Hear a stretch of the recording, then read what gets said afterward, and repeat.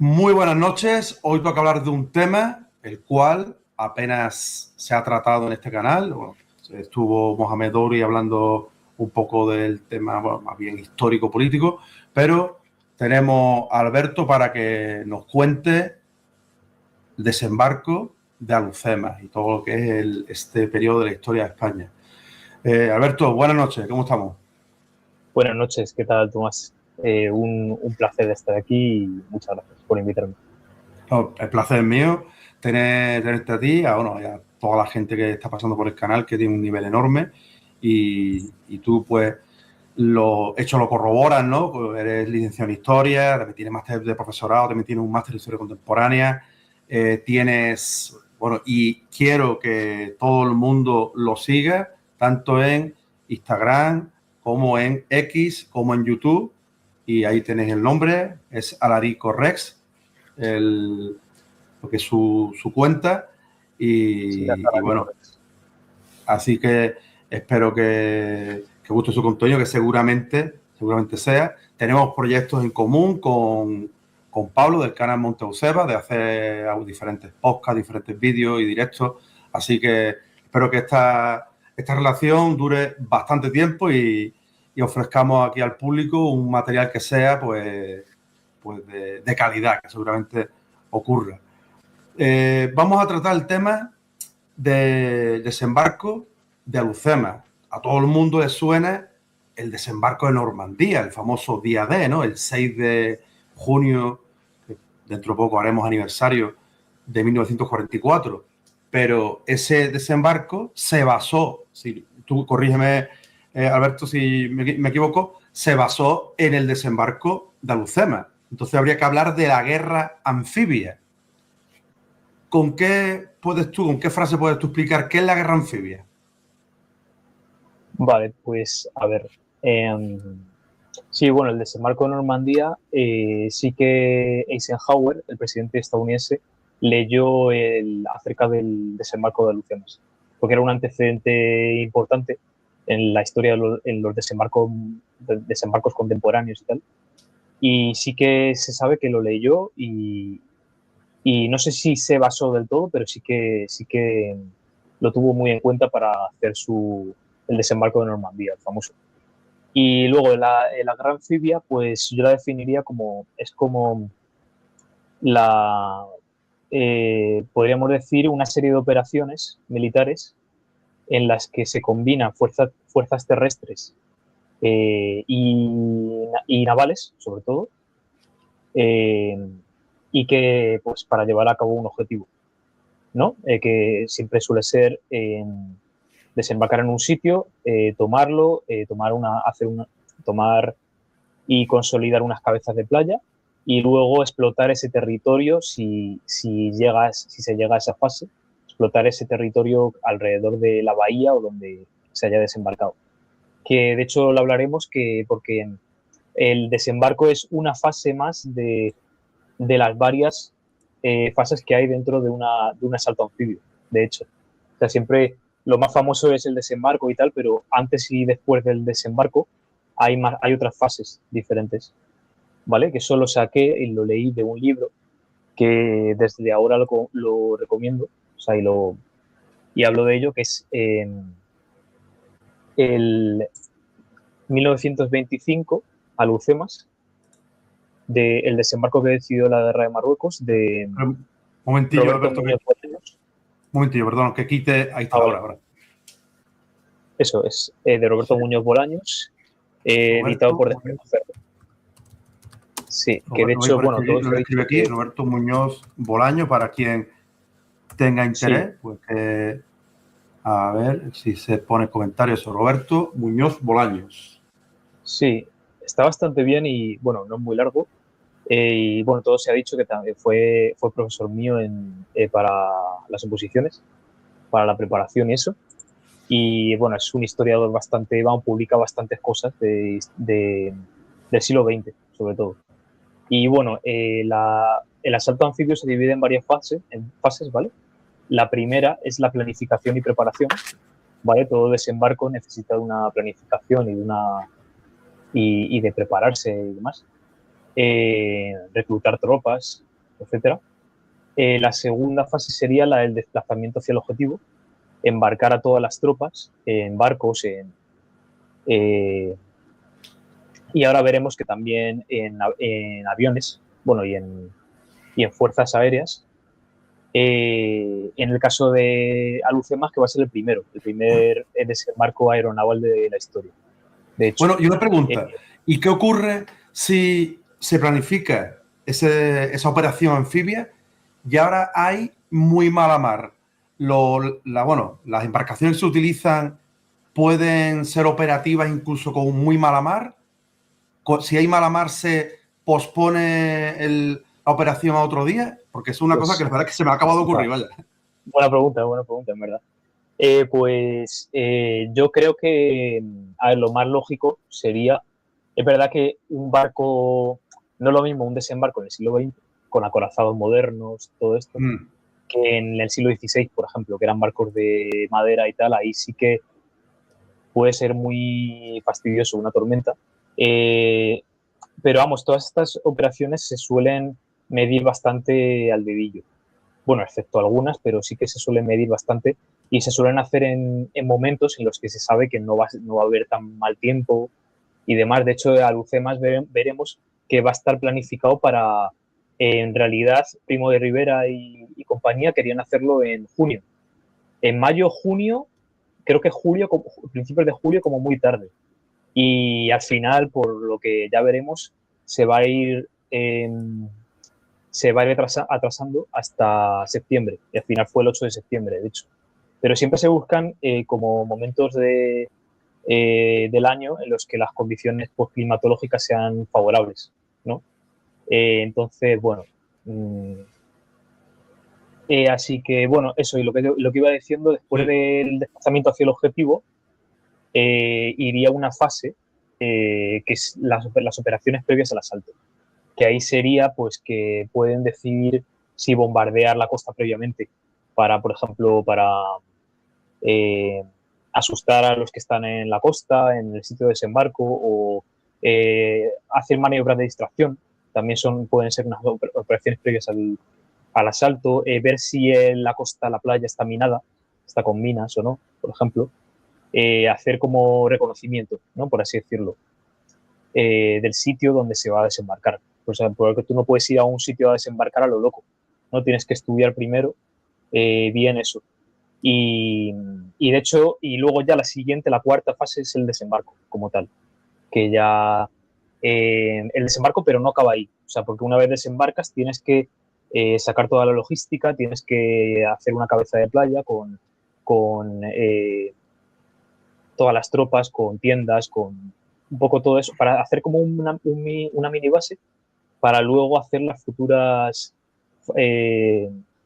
fases, los futuros avances, que serían la fase de consolidación y la de explotación, ¿vale? Que es consolidar el territorio alrededor de donde has desembarcado y luego explotarlo. ¿Qué pasa? Que hubo desembarcos antes de Alucemas que, por ejemplo, no llegaron a la última fase, a la fase de explotación. Por ejemplo, el de Galípoli, el famoso desembarco de Galípoli de 1915 de los aliados en Turquía, en la Primera Guerra Mundial. Pues ese, por ejemplo, que además acabó en desastre después, o sea, acabó en fracaso ese desembarco, pues no llegó, o sea, desembarcaron y sí, estuvieron un tiempo, pero no llegaron a explotar el territorio ni nada, por toda la resistencia turca que hubo y demás. Y luego un caso de desembarco exitoso antes de Lucema sería Albión, por ejemplo, la operación Albión, que fue en las Islas Bálticas. En el mar Báltico, este fue de los alemanes, en cambio. Fue un desembarco hecho por los alemanes en varias islas del Báltico contra Rusia, ¿vale? Contra Rusia. Y este, por ejemplo, sí que fue exitoso. Sí que fue exitoso y bueno, sí que... Entonces, vamos a ir viendo bueno, que cada desembarco va a ser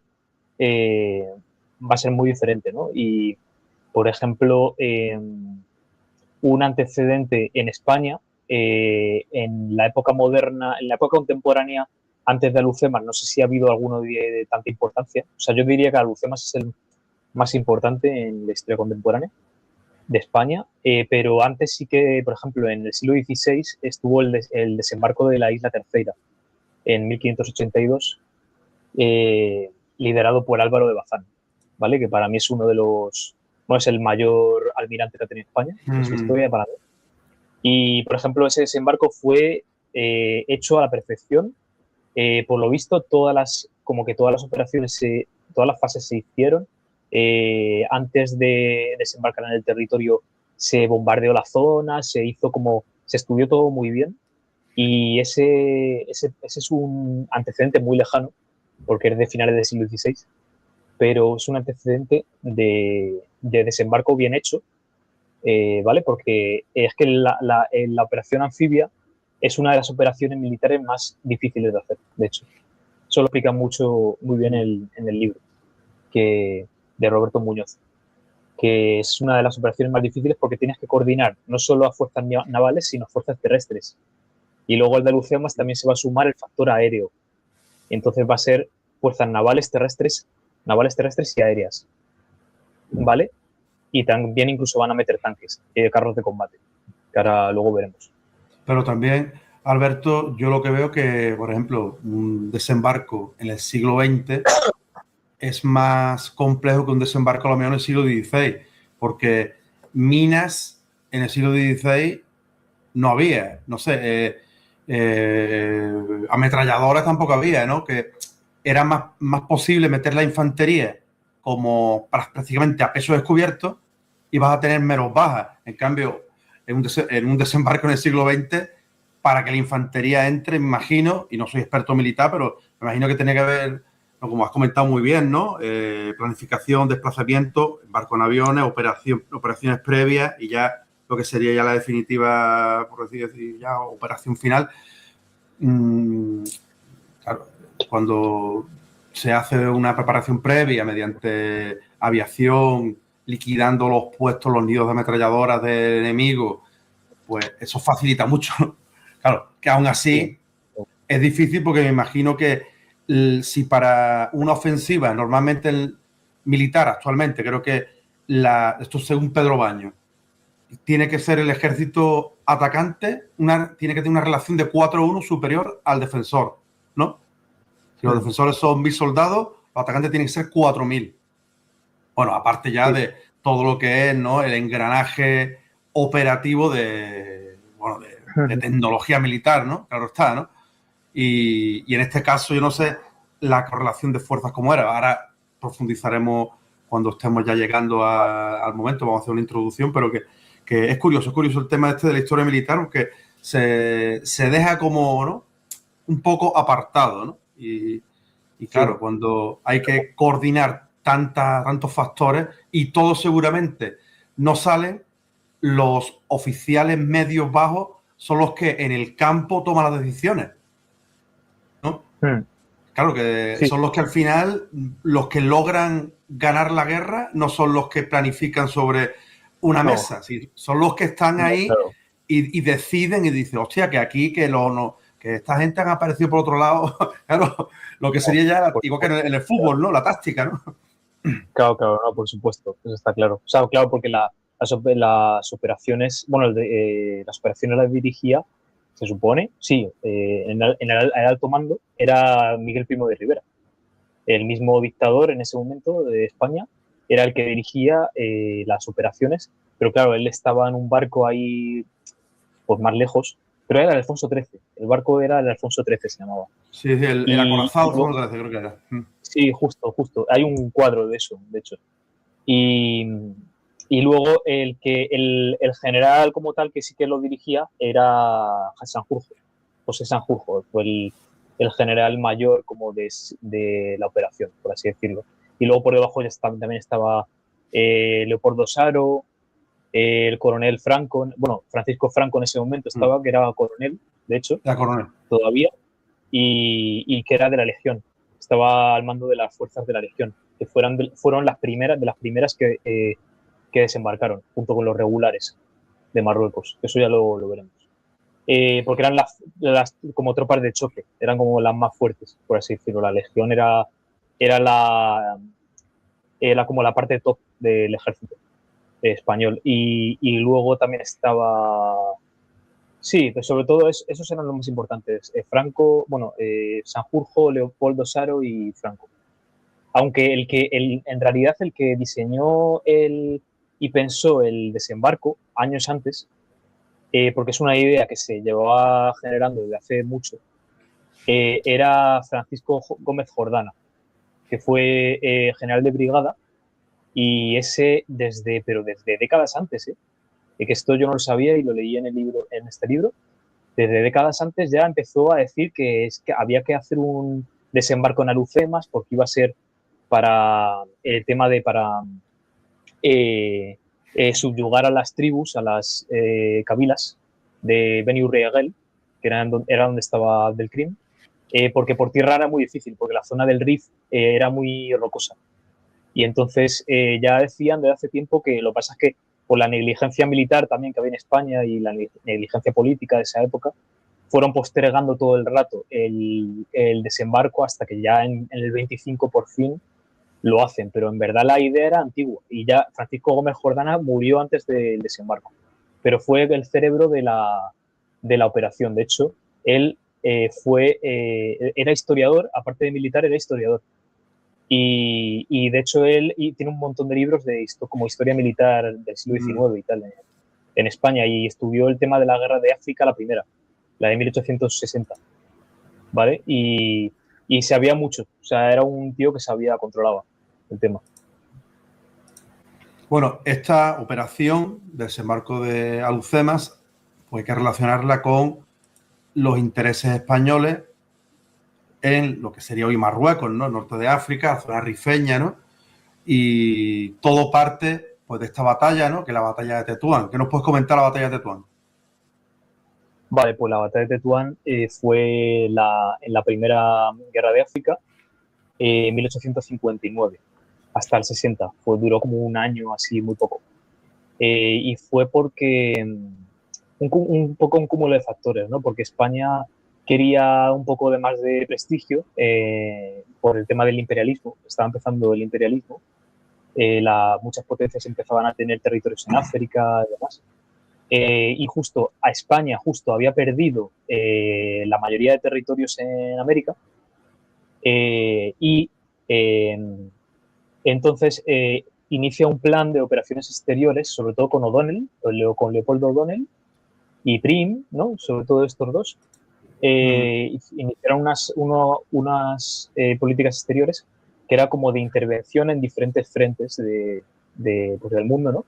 Y estaba pues la guerra de África, que también la guerra de África, esta guerra empezó, de hecho, en verdad fue defensiva, más o menos, porque fue porque unas tribus bereberes del norte de lo que era Marruecos, que bueno, todavía no existía Marruecos como tal, algunas tribus de allí atacaron Ceuta, atacaron varios puestos de Ceuta, que Ceuta era española desde el siglo, bueno, portuguesa desde el siglo XV y española desde el siglo XVI prácticamente. Y atacaron unos puestos en Ceuta y entonces España hizo una respuesta. Entonces empezó a atacar a las tribus de allí, bereberes, y ya empezó a ampliar, vio que era necesario ampliar la zona alrededor de Ceuta y de Melilla para que no hubiera estos ataques y para reforzar más las posesiones norteafricanas de España. Y luego también, luego España también obtuvo el peñón de Vélez de la Gomera. Y luego veremos que, bueno, y ahora te digo lo de la batalla de Tetuán, que fue en esta guerra, es importante porque ahí participó Juan Prim, que luego fue asesinado, Juan Prim, el liberal, y ahí tuvieron mucha importancia los voluntarios catalanes, sobre todo, que eran los que hicieron los famosos castells, que eran como las torres humanas que hacen en esta famosa fiesta en Cataluña. Sí. Los castillets. Sí, hicieron los castells, los castillets, para tomar la alcazaba de Tetuán, que era como un fuerte, una torre. Entonces hicieron esa torre y ya gracias a eso lo tomaron, y de hecho hay un famoso cuadro hay un cuadro de Ferrer Dalmau, de Augusto Ferrer Dalmau, que se ven los catalanes ahí en la torre, y de hecho los voluntarios catalanes en esta guerra la bandera era la rojigualda, la bandera que tenían, y ponía creo que VC, voluntarios catalanes. Todavía no existía el tema no había nacionalismo catalán en esta época. Los catalanes, de hecho, fueron muy leales a España durante gran parte del siglo XIX. Lo del nacionalismo luego vendrá en el XX, después del desastre del 98. Pero en esta época sí que todavía, vamos, no había problemas así de nacionalismo, de periféricos. Y eso Tetuán. Y luego ya la guerra acaba pronto en esto que has puesto, en el Tratado de Waterras de 1860, que ahí España gana, por así decirlo, sí, prácticamente. Marruecos tiene que pagar unas indemnizaciones que de hecho luego no va a poder pagarlas del todo, se va a endeudar y va a pedir ayuda a Reino Unido y todo. Fíjate. Y luego también se va a endeudar también con Reino Unido, y esto va a suponer como una crisis muy grande en Marruecos, bueno, en el sultanato de Fez, donde estuvieras. Y van a haber una serie de crisis que va a facilitar también el hecho de que muchas tribus, muchas cabilas de caudillos bereberes, del Rif, de Yebala, tal, se opusieran al sultanato. Entonces ahí empezarían también luego, más tarde, movimientos independentistas del Rif, sobre todo hacia Marruecos, ¿vale? Que eso muchas veces se olvida. Hacia Marruecos, hacia el sultanato, me refiero. Porque el sultanato de lo que hoy es Marruecos no controlaba todo lo que actualmente es Marruecos, no controlaba todo el territorio, ¿vale? Sí, el famoso Maxen, ¿no? El Maxen, el territorio cercano a la capital donde reside el sultán, y lo demás, pues las cábilas que tenían más o menos una situación casi autónoma de vinculación a través de tributos, ¿no? Como señores de la guerra prácticamente, vaya. Sí, justo, prácticamente. Como Lawrence de Arabia, la peli de Lawrence de Arabia, ¿lo habéis visto? Pues ahí se ven un poco todas las tribus que van como por su lado, a su bola. Están ahí, pero bueno. Y entonces, y otra cosa que quería decir del Tratado de Guadras, que España, como sale beneficiada en ese tratado, va a obtener el Sidi Ifni, ¿vale? Que es un cachito, un puntito que está como pues al sur de Marruecos, ya casi pegando, creo que al que del Sáhara Occidental, y que de hecho se llamaba Santa Cruz de la Mar Pequeña, he visto. O sea, claro, tenía un nombre español. Es que por lo visto, cuando finalmente España toma aquel territorio, creo que fue en el 1934, lo ocupa realmente, que fue un coronel, creo que era Muñoz Capaz, y lo consigue gracias a la política de pagos a los líderes, a los jalifas o a los líderes locales, y ya hacen un asentamiento, pero el asentamiento era diferente de que llegó a tener la corona de Castilla a finales del siglo XV, que era de Santa María de la Mar Océana, algo así creo que es el nombre. Sí, y hubo un fallo ahí en los geógrafos y al final se pusieron allí en ese sitio, ¿no? Pero que las cosas de la historia. Sí, de hecho sí, la ciudad se llama Santa Cruz de la Mar Pequeña. Pequeña. Que es Sidi Ifni en idioma, bueno, no sé qué, si es idioma como árabe o creo que tienen un dialecto allí en Norte de África. O sea, en los bereberes de Marruecos creo que tienen un dialecto. Sí, creo que es la lengua amazigh. Amazigh, de las tribus. Sí. Claro, justo.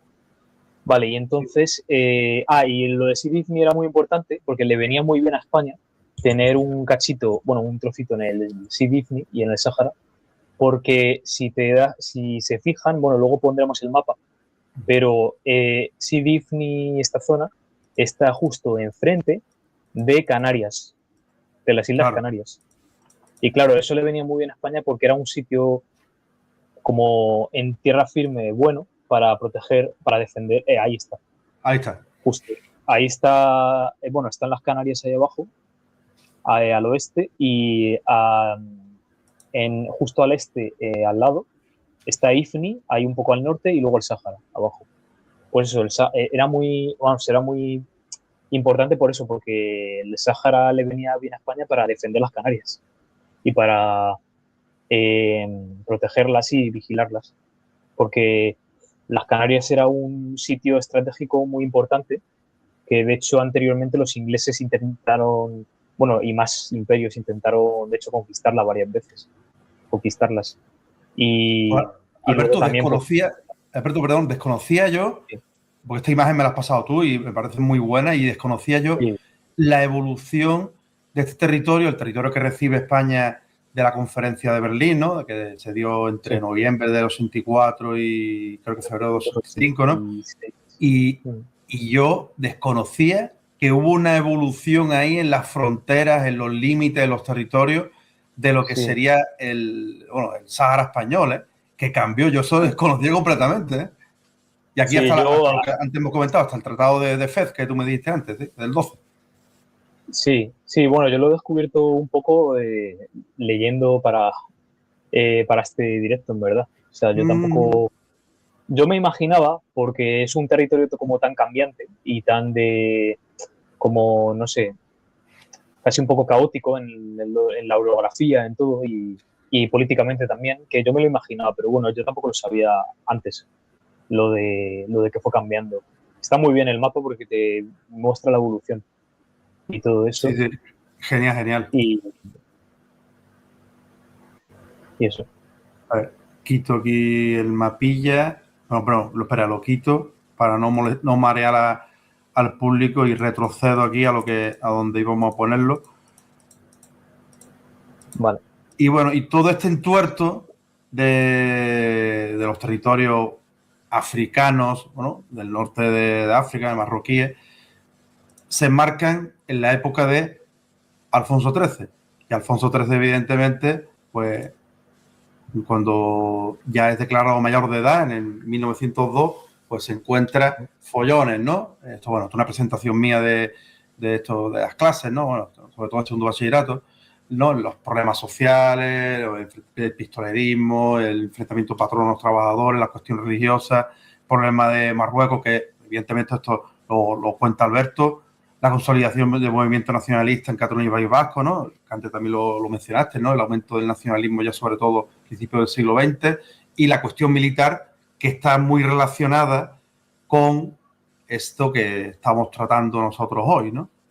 Y para solventar esos problemas habrá políticos que lleven la bandera del regeneracionismo, como Joaquín Costa, Primo de Rivera, ¿no? Miguel Primo de Rivera, que fue el que llevó las operaciones de desembarco de Lucema, tenía un pensamiento regeneracionista, ciertamente conservador, pero realmente partía de ese regeneracionismo, ¿no? Entonces, eh, todo esto nos lleva pues, a esa situación. Y como hay que hablar del contexto en el que se desarrolla el desembarco de Alucema, pues hay que hablar de la Semana Trágica. ¿Qué nos puede decir de este acontecimiento, Alberto? Bueno, pues fue muy importante, bueno, como su nombre indica, trágico, por todo lo que pasó antes, por ejemplo, el desastre del Barranco del Lobo. Pero antes de eso, que ya fue en 1909, quería comentar un poco lo de la conferencia de Algeciras, Ah, verdad, ¿vale? cierto, Que cierto. Aquí. 1906, sí. En 1906, bueno, en 1904, en realidad, fue la crisis marroquí, la primera crisis marroquí, que fue como, bueno, es una crisis política, que lo que he comentado antes, que Marruecos el sultanato estaba en crisis, y entonces ahí hubo varias potencias coloniales que intervinieron en unas conferencias, y estuvo por ahí, creo que aparte de España y Francia, estuvo por ahí también Alemania, quiero recordar, También. bueno, Reino Unido siempre está en todo también. Eh, y bueno, y ya en la conferencia de Algeciras del año 6, Ahí es cuando ya se delimita, bueno, se empieza a delimitar que España va a tener el territorio en el norte solamente y Francia el resto de lo que era Marruecos, ¿no? Del sultanato. Como una especie de tutela colonial que luego va a ser protectorado a partir del 12, de 1912 con el Tratado de Fez, que luego lo vemos. Entonces, pues eso, España se queda con Tetuán, que de hecho creo que la capital del protectorado español luego va a ser Tetuán. Y el resto, la mayor parte se la queda Francia. España solo se queda una pequeña franja en el norte, que es lo que sale en el otro mapa que pusimos, y que en realidad es una parte pequeña y muy pobre. Era muy pobre en cuanto a recursos y tal, y era muy montañosa, entonces, y belicosa, porque ahí estaban las tribus del Rif y de Yebala, que eran dos regiones de Marruecos, ¿no? El Rif era como la zona central, centro-oeste, y Yebala era la zona oeste, la zona occidental. Y entonces, sobre todo, Ceuta, ¿no? claro, sí, más o menos donde estaba Ceuta, un poco más abajo.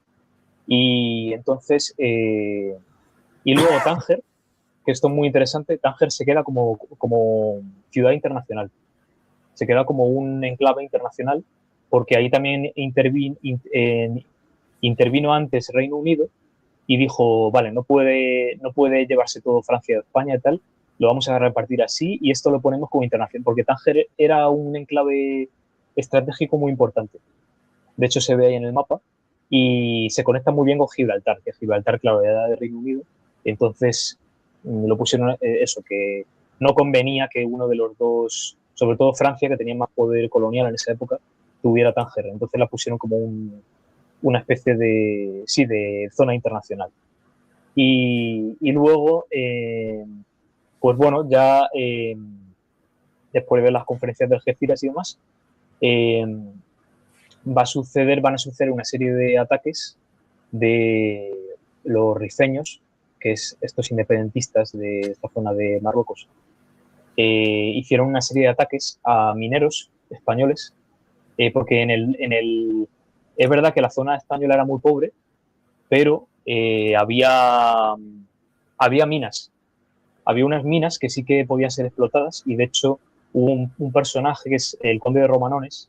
De hecho se vio muy beneficiado por esas minas. Creo que fue de los pocos que se benefició del tema de la guerra. Y bueno, y Reino Unido, que creo que también ahí sacó algo de ello. Y porque los demás, la guerra de Marruecos, o sea, ahí en esa época va a empezar justo lo que es la guerra del Rif, la guerra de Marruecos, tal. Y, y la guerra fue súper impopular, sobre todo en las clases medias y bajas, sobre todo fue súper impopular y también en los mandos militares también. Se dividió, los militares se dividieron entre abandonistas, los que abogaban por un abandono del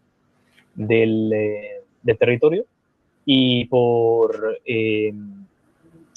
bueno, africanistas o pacificadores y tal. Que bueno, africanistas, siempre se habla de los africanistas, de Franco, de los nacionales y demás, pero también hubo militares que luego participaron en el bando republicano de la guerra civil que fueron africanistas. Por ejemplo, Miaja, que es el que estuvo en la defensa de Madrid, ¿vale? Entonces, y además africanistas hubo en todos los países coloniales, prácticamente, o sea, no solo en España. Eso también dejarlo claro. Hubo una división ahí. Por ejemplo, Miguel Primo de Rivera al principio era abandonista, pero Cierto, luego cierto. sí, abogaba por el abandono del RIF y tal, pero luego se cambió su perspectiva y, ya por eso luego aprobó lo del desembarco de Alhucemas, mucho más adelante. Pero bueno, entonces lo del Barranco del Lobo fue que empezó lo que se llama que también se conoce como la Guerra de Melilla, que fue en los alrededores de Melilla, pues eso, que las tribus, las cabilas atacaron a unos mineros españoles, ¿no?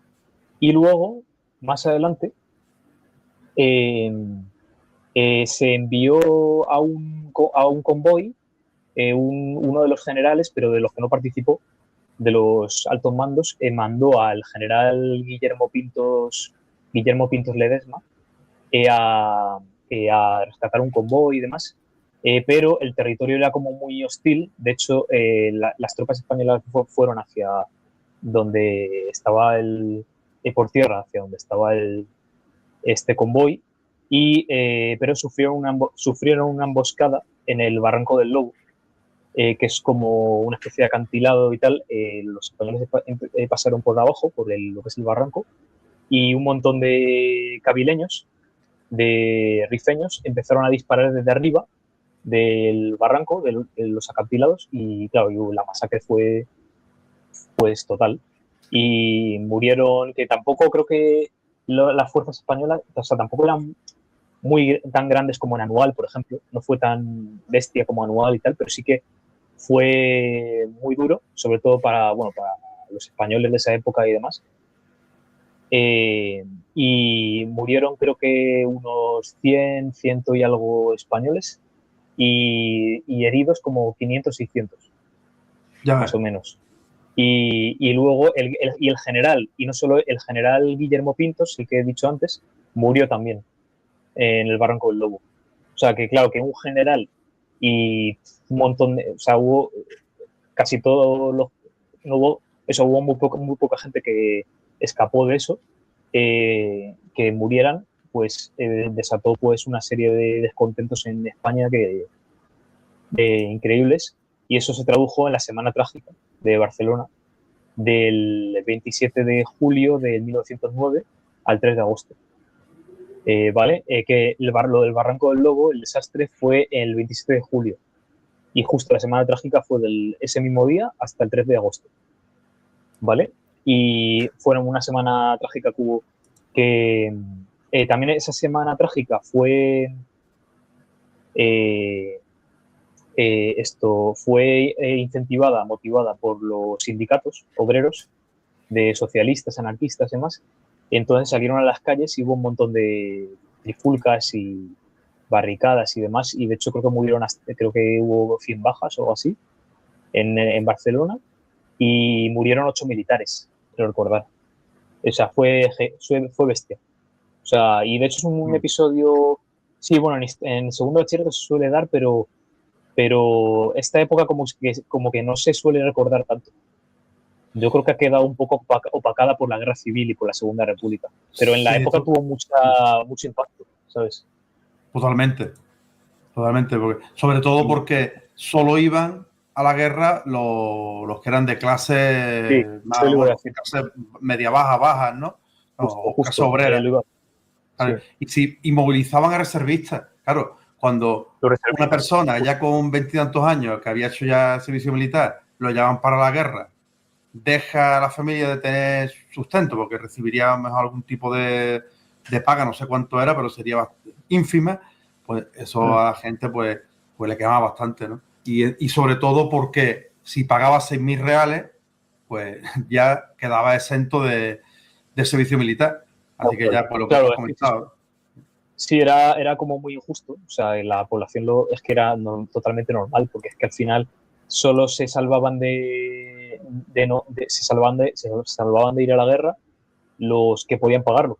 O sea, la gente que tenía un poco más de dinero adquisitivo, que tampoco sería mucha en España, digo yo, porque en esa época todavía, eh, bueno, no sé, la mayor parte de la población todavía era rural, eh, y eso, había muchos reservistas. Y luego por eso también, después el ejército empieza a meter regulares de indígenas, del ejército, o sea, marroquíes indígenas, porque para suplir la falta de españoles de la península, porque es que era inviable, o sea estaban muriendo pues un montón de generaciones de jóvenes de españoles, estaban muriendo en una guerra pues que mucha gente veía que no servía para nada y que no se estaba avanzando realmente, porque por tierra era muy difícil avanzar en esa zona, en el Rif sobre todo. Es muy montañosa, los rifeños utilizaban la guerra de guerrillas, guerra irregular, es muy difícil eso. Y por eso lo del desembarco de Lucemas era una idea muy, muy buena, pero el tema es que se fue postergando mucho y yo creo que eso fue uno de los grandes errores de la guerra del Rif y que se postergase tanto el tema del desembarco. Pero bueno, porque la bahía de Alhucemas era clave porque justo al sur, en el interior de Alhucemas, estaba la cabila de los Beni Urriagel, que, eran, que era la cabila donde estaba Abdelkrim, ¿vale? Que era el famoso líder de los rifeños, de lo que luego será la República del Rif, ¿vale? Y esto de Beni Urriagel, Beni no sé qué, había un montón de tribus que se llamaban así porque significa como Banu o Beni, creo que en árabe significa como los hijos, o los descendientes, los hijos de no sé qué, o el clan de no sé qué. Eran como clanes, familias. Y entonces los Beni Urriagel eran los más belicosos, era una de las cabilas más belicosas. Luego hubo otro en Yebala, en el oeste, que se llamaba el Raisuni, que también fue importante porque, bueno, de hecho, negoció con España, estuvo del lado español al principio, y luego se pasó al otro bando, y al final acabó mal con Abdelkrim, y de hecho Abdelkrim luego le capturó y se lo quitó de en medio al rey Suni, que era, bueno, eso. Bueno, aparte de los desastres de Barranco del Lobo y la relación con esto, lo que antes hemos comentado, la Semana Trágica de Barcelona, damos un saltito y tenemos el desastre de Anual. ¿Qué fue lo que pasó aquí, Alberto? Vale, pues el desastre anual, pues lo que pasó es que, a ver, en la anterior década, hay que decir que la guerra del Rif tuvo como un paroncillo, tuvo como un parón en los años de la Primera Guerra Mundial, ¿vale? En el del 1914 al 18 hubo ahí como un parón, y aunque España siguió pensando en planes para posibles futuros desembarcos, rescates de prisioneros españoles en sitios y tal, hubo varios en la década anterior, pero no se avanzó lo que apenas, o sea, no se avanzó muy poco en lo que era la guerra.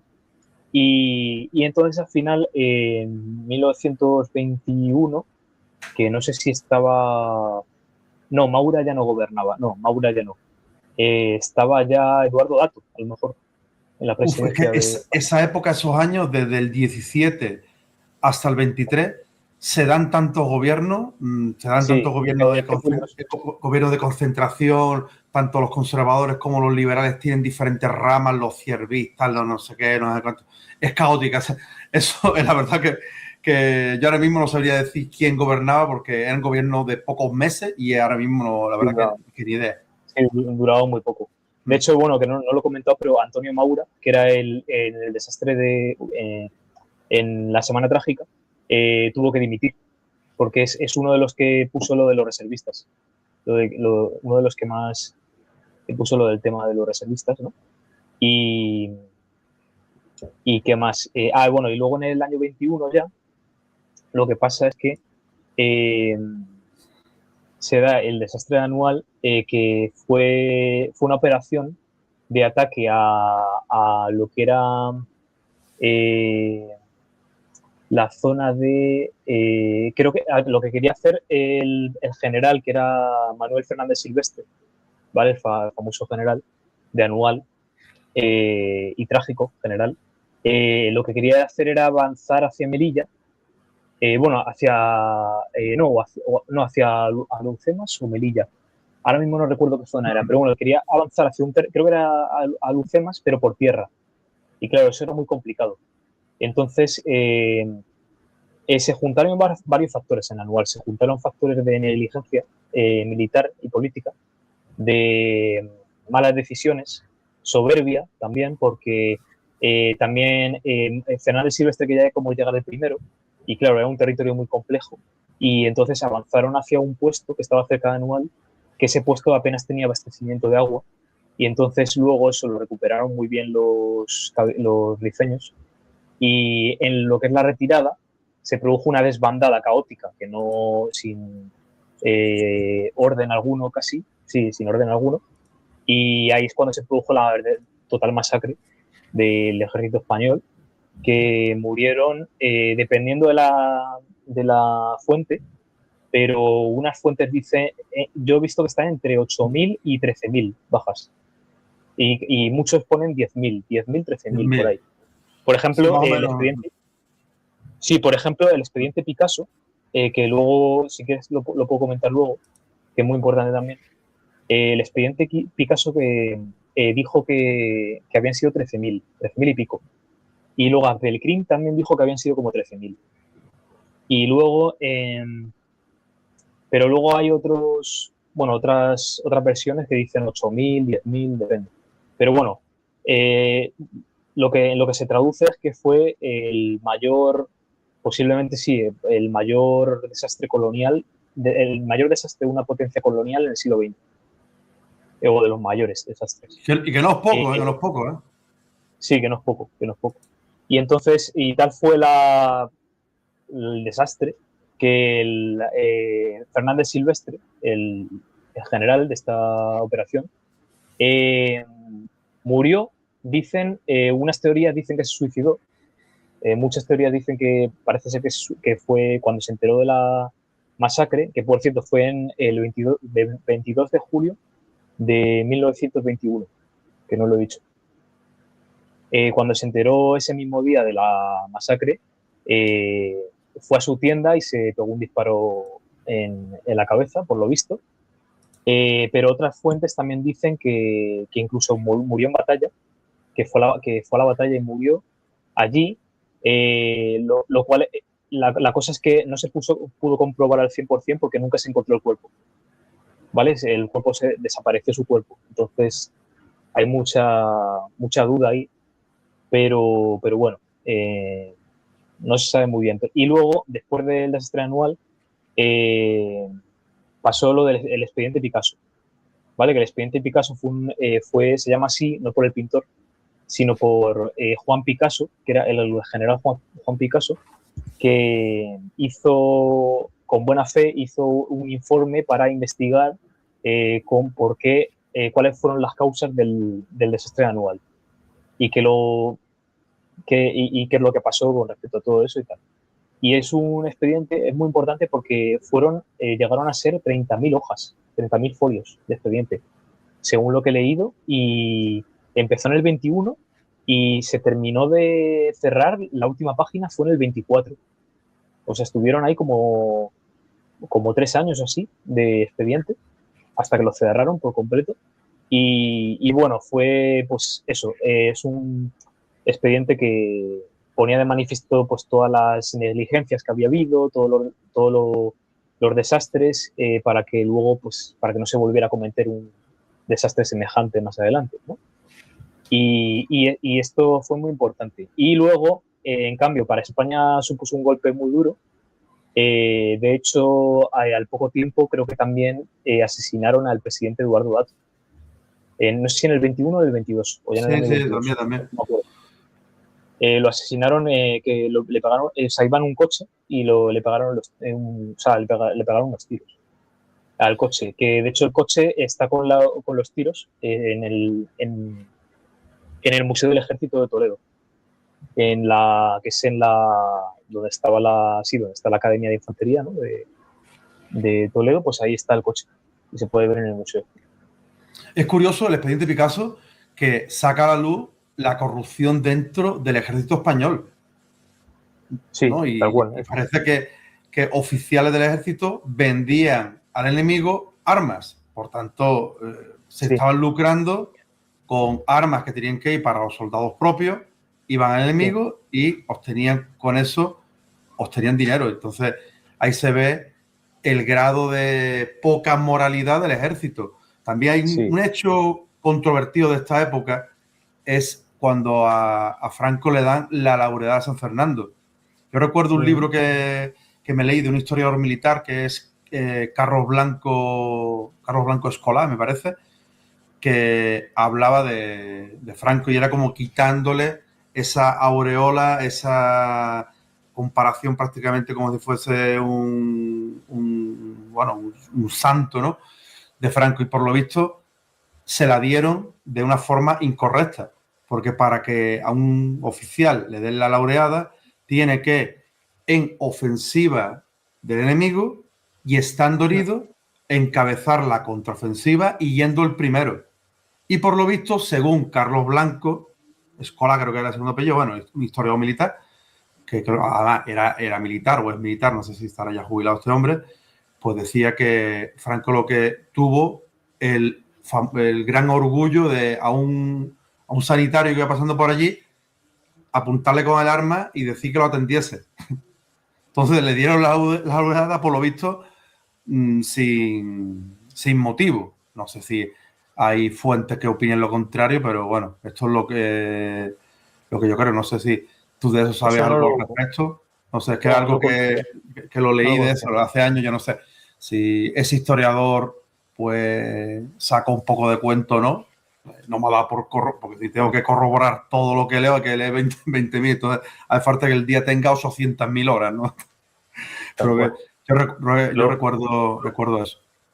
Sí, ya lo puedo buscar para una próxima y ya lo hablamos. Pero sí, yo no lo conocía eso. Y también el tema del expediente Picasso, yo pensaba, claro, tampoco es que haya yo investigado mucho sobre esto, pero yo pensaba que el expediente Picasso, a ver, agrego el escenario ahora, yo pensaba que el golpe de Estado de Primo de Rivera, ¿no?, del 13 de septiembre del 23, yo pensaba que era para, como ese expediente, taparlo.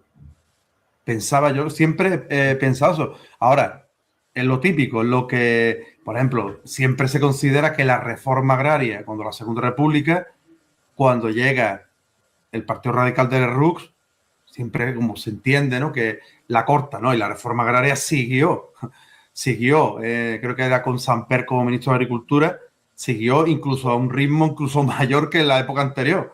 Entonces, hay veces que se cae en conceptos bastante simplistas y parcelados, entonces hay que siempre estar claro que lo mismo, yo estaba equivocado, yo pensaba que el expediente Picasso, nada más que llega el golpe de Primo de Rivera, el expediente, venga, fuera. No sé, no, y tú me has comentado que estuvo hasta el 24, bueno, pues yo desconocía eso. Sí, hasta el 24, por lo visto, sí. Sí, un año antes de Alhucemas.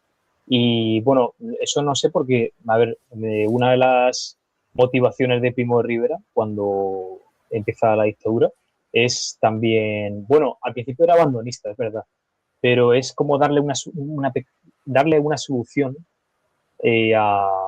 a la guerra del Rif, ¿no?, que se estaba grabando. Era uno de los factores, porque eso, luego también la crisis de la democracia liberal, ¿no?, en España, la crisis que había de los partidos y tal, y luego el tema del anarquismo, que en esa época había mucho problema con el anarquismo porque mataban a muchos presidentes. De hecho, hubo tres presidentes, creo, en España que lo mataron los anarquistas. Cánovas, ¿no? Cánovas el primero, Canalejas en el año 12 y Dato en el último.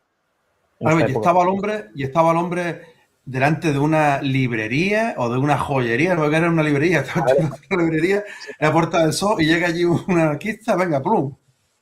Sí, Canaleja estaba al lado de la Puerta del Sol en una librería por la mañana y vino un anarquista y le pegó un tiro y ahí murió. Ya está. Y porque en esa época los presidentes todavía no llevaban escolta. Entonces, claro, iban por ahí, iban por Madrid y tal, y claro, todo el mundo pues les saludaba y le decía buenos días, presidente, tal, pero no llevaban escolta ni nada. Luego, a partir de lo de Canalejas, creo que se empieza a pensar que, oye, que a lo mejor necesitan los presidentes una escolta y tal, y por eso Dato iba en coche con una escolta ahí, pero igualmente le mataron porque le dispararon con unas motos, me parece que era. Iban en unas motos los anarquistas y creo que le dispararon mientras. Bueno, seguimos avanzando. Llegamos a la época de Miguel Primo de Rivera, que se hace con el poder, el rey le da el poder en septiembre, ¿no? 13 de septiembre de 23, y todo era para, bueno, intentar dar una rectificación a la situación de España, agarrándose a unos principios de regeneracionismo, pero de un punto de vista más conservador. Por tanto, quiere frenar la agitación social, quiere frenar la politización del desastre anual, ¿no? Que antes lo hemos comentado, lo ha comentado Alberto, sí. Y frenar el crecimiento del nacionalismo. Precisamente el catalán creó primero, se acompañó en ese Consejo de Ministros de un directorio militar integrado prácticamente por militares, y ya pasaríamos a lo que sería la preparación del desembarco a Lucema. Estas imágenes me las has pasado tú, Alberto, te agradezco un montón. Podemos hablar, si quieres, también ahora que ya hemos tocado anual, del tema de la República del Rif. Verdad, cierto. La República del Rif, que tenía aquí la imagen, ahí está la bandera. Ahí. Sí, de la República del Rif y de la Legión, si quieres lo meto. Porque también, sí, la Legión. Van coetáneos. Vale, pues como dije, el desastre anual, eso fue fatal para España, y al contrario, para los rifeños, pues eso fue un golpe muy bueno para ellos, ¿no? Y entonces esto a tal punto de que después de Anual, Abdelkrim fundó la República del Rif, ¿vale? Que fue del 21 al 26. Duró como unos 5 años solamente. El 26, que es cuando se rinde Abdelkrim a Francia, que luego lo veremos. En el 21 empieza la República del Rif. Fue un estado moderno. Era un estado moderno, ¿eh? No, o sea, tampoco no pensemos que eran como 4 tribus separadas por ahí ya, sino que ya empezó a formar un estado moderno, y a ver, no era tampoco España, no era Francia ni Inglaterra, ni mucho menos, pero sí que era ya como un estado moderno, aunque no fue aprobado por otras potencias. O sea, no fue reconocido por otras potencias. Y hay que decir también que no solo estaba en guerra contra España, sino que también mantenía conflictos con Marruecos, con el sultanato marroquí. Pero lo tuvo complicado, ¿no? Lo tuvo complicado Abdelkrim para configurar un territorio, ¿no? Sí. Coherente, porque por lo visto tuvo que acabar con las venganzas de sangre, tuvo que acabar con los liderazgos de los diferentes jalifas, ¿no? Sí, diferentes líderes. Complicado, ¿no? Sí, es que el tema que lo iba a comentar ahora, a ver, que Abdelkrim tenía mucha formación. O sea, no era el típico como eso, rifeño, que no tiene formación política y que vaya a lo loco y tal, sino que tenía mucha formación. De hecho, estudió en España. De hecho, es que al principio era pro-español, que de hecho lo voy a comentar. Abdelkrim y el hermano y su hermano estuvieron en España un tiempo. Abdelkrim en concreto un tiempo estuvo en la universidad en Salamanca estudiando, y el hermano estuvo en Madrid. El hermano sí que estuvo más tiempo en Madrid y en Cádiz, creo que era. El hermano era ingeniero, ¿no? El hermano era ingeniero de camino, de camino o de infraestructura, ¿no? Creo que era ingeniero, pero se especializó en minas. Mina. En minas, por lo que he leído. Y Abdelkrim, estudió en Melilla y en Salamanca y no sé si en algún sitio más. Y aparte también estudió en Marruecos. No sé si era en Fez o en qué ciudad. O sea que tenía formación mixta, tenía educación tanto marroquí o bereber, como educación española, hay que decir. Entonces, conocía muy bien cómo eran las potencias coloniales, que un poco conocía bien cómo era España. Fue pro-español al principio. Lo que pasa es que luego ya pues empieza, pues lo tuvo complicado, es verdad, para hacer lo que es la República del Rif hasta el año 21, que ya es después de Anual. Y luego también tuvo trifulcas con otros líderes, como he comentado antes, como el Raisuni, que era el más importante, que estuvo en Yebala, que es la región que estaba más al oeste de Marruecos, como cerca de Tetuán y demás. Y luego al final lo acabó apresando y y le capturaron y le mataron al final, en el año 24 así, creo que fue, al Raisuni. Y ya solo se quedó Abdelkrim como el único señor casi de la República del Rif. Y bueno, esa era la bandera que hemos visto antes, ahí con la media luna. Y bueno, ¿qué más? Bueno, luego, muy importante, que esto a lo mejor no lo conoce mucha gente, y me parece muy curioso.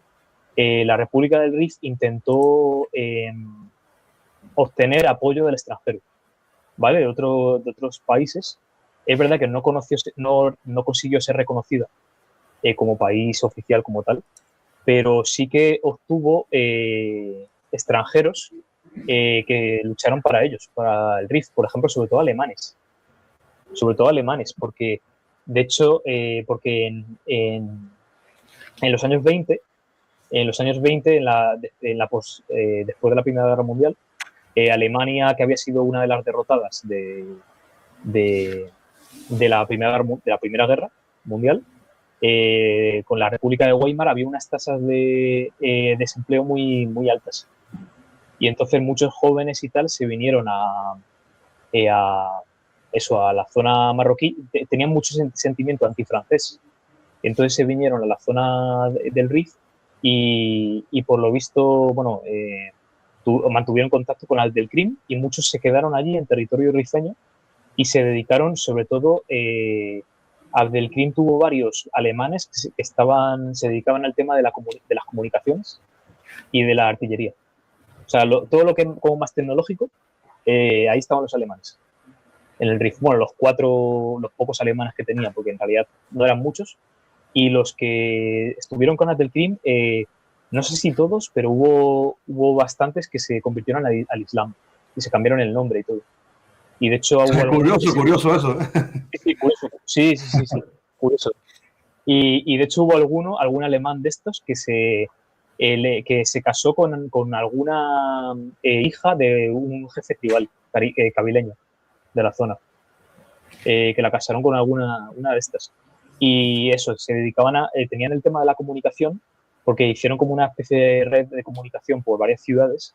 Aksdir era la capital del Rif, de la República del Rif, y se dedicaron a eso, y luego a la artillería, que también obtuvieron muchas ametralladoras y modernas y tal, a raíz de crearse ya como un estado como la República del Rif, por así decirlo, porque antes eran más precarios y ahora pues en este momento se tienen estas ametralladoras y armamento un poco más moderno, pero es verdad que nunca llegaron a tener aviación y fuerzas aéreas. Nunca Abdelkrim quiso conseguir fuerzas aéreas, bueno, aviación y tal, pero no pudo conseguir, no pudo conseguirlo.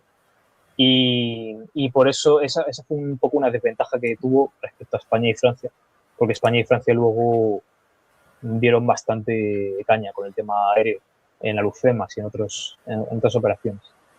También se dio un caso curioso. ¿No? Sí, bueno, y termino. Incluso España y Francia incluso utilizaron armas químicas, por lo visto. En el cierto, sí. Creo que fue la primera vez en la historia que hubo bombardeos con agentes químicos. Tenemos ese deshonorable mérito. Claro. Y luego, por eso los rifeños empezaron a tener un sentimiento muy vengativo a España y a Francia también. O sea, querían como tenían un sentimiento muy de venganza. Y por eso también conseguían a muchas tribus para su causa y demás. Y luego, sí. Y lo que te iba a decir, Alberto, es que los rifeños, Abdelkrim fue timado por, creo que un inglés, porque quería crear, claro, un país necesita sacar moneda. Sí. Y intentaron sacar la moneda rifeña, y hubo por allí un inglés que se pasó y le dieron una cantidad y lo timaron. Al final crearon unos billetes que eran billetes prácticamente sin calidad ninguna, y y vaya, que fue un timo, ¿no? No sé si tú sabes algo más al respecto, pero Sí, yo seguramente sé la anécdota, vaya. Sí, conozco la anécdota. Es que el Reino Unido estaba en todo, ¿eh? Están En todos, esas están todos. épocas, Los ingleses está se en meten todo, en todo, ¿eh? en todo. Y para nada bueno, en verdad. Siempre, siempre, para nada Que bueno, ¿verdad? de hecho, bueno, que no lo he comentado antes, pero sobre el Reino Unido, que de hecho el protectorado español, en la parte del norte, que era el del protectorado español en Marruecos, sobre todo nos la dieron como protectorado por presiones del Reino Unido, en las conferencias que hemos dicho anteriormente y tal. Porque, claro, al Reino Unido no le convenía que Francia tuviese todo el territorio de Marruecos, todo el protectorado, fuera, que no le convenía no, estratégicamente, políticamente, ¿no? Porque imagínate si tuvieran Tetuán y otras zonas, tenían más acceso a Gibraltar, o sea, estaban muy cerca de Gibraltar y para defender un poco la costa de Gibraltar y todo eso, pues dijeron, venga, pues lo dividimos y Francia para el sur y toda la parte norte de España, con Tánger internacional. Entonces, o sea, ahí jugaron sus bazas muy bien Reino Unido y eso que Reino Unido y Francia eran aliados de la Primera Guerra Mundial y demás, pero claro, o sea, ahí yo voy a decir la frase de Churchill y es que Inglaterra no tiene amigos ni enemigos, sino que tiene intereses. Claro. Es totalmente. Entonces, claro, mucha gente se preguntaba aquí en España por qué estábamos en el RIF, o sea, por qué estábamos con el protectorado ahí y tal. Y en verdad o sea, una parte, un factor fue importante fue por las presiones de Reino Unido para quedarnos con esa franja y que Francia no tuviera todo el territorio ese. ¿Vale? Bueno, Es interesante. pasamos ya Y el tema al... de la Legión, bueno, sí, la lo Legión, puedo sí, es mencionar verdad, por la Legión, encima. que se nos queda ahí. Sí, sí. Sí, ¿Cuándo se crea lo la Legión menciono. en España? Vale, lo menciono. La Legión se crea en el 1920, en enero de 1920, eh, por Millán Astray, José Millán Astray y Francisco Franco también. Eh, Millán Astray, bueno, se crea sobre todo fijándose en la Legión extranjera francesa, ¿vale? Y en el Bushido japonés. Eso a lo mejor va a sorprender a más de Ah, uno. sí, desconocía Porque, eso, ¿eh? sí, porque Millán Astray había sido veterano de la guerra de Filipinas. Bueno, pues estuvo ahí con 17 años, la ascendieron a teniente allí en Filipinas. Y en Filipinas entró en contacto, bueno, tuvo relación con el tema lo que es el tema porque Japón estaba muy cerca y de hecho en esa época era como una potencia. De hecho, los españoles al principio no pensaban que iban a perder Filipinas por Estados Unidos. De hecho, tenían más miedo de Japón, porque Japón después de la restauración Meiji, estaba creciendo a pasos agigantados. O sea, en unas décadas pasó de ser un régimen feudal prácticamente a ser un imperio moderno que combatía frente a frente con Rusia, ni más ni menos. Entonces, entonces hubo bastante conexión con el tema de Japón, de la cultura asiática y demás. Y por lo visto, Liliana Stray conoció las primeras traducciones al español del Bushido, en la obra de Bushido, el alma de Japón, de Nitobe, creo que se llama el autor.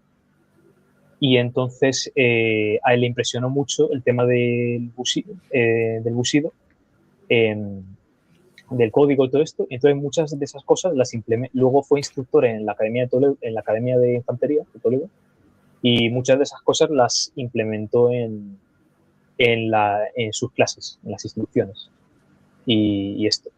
Y luego el credo legionario, cuando creó la legión, el credo se basó mucho en cosas del Bushido Samurai, del honor, del tema del novio de la muerte, el de abrazar la muerte, por ejemplo.